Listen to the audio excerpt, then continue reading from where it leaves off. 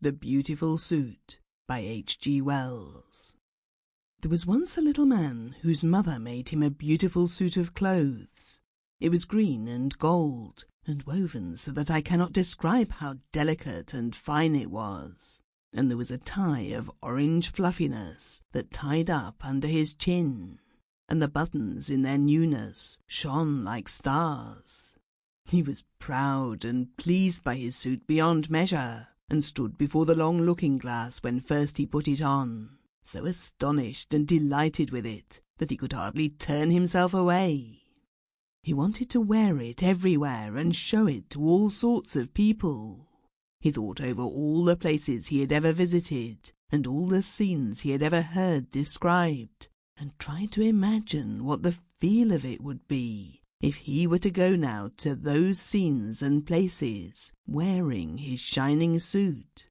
And he wanted to go out forthwith into the long grass and the hot sunshine of the meadow, wearing it, just to wear it.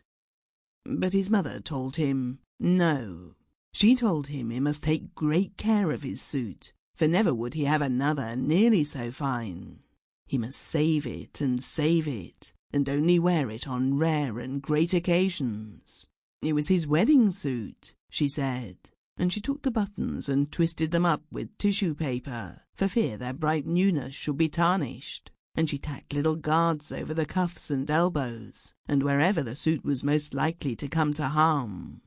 He hated and resisted these things, but what could he do? And at last her warnings and persuasions had effect, and he consented to take off his beautiful suit and fold it into its proper creases and put it away.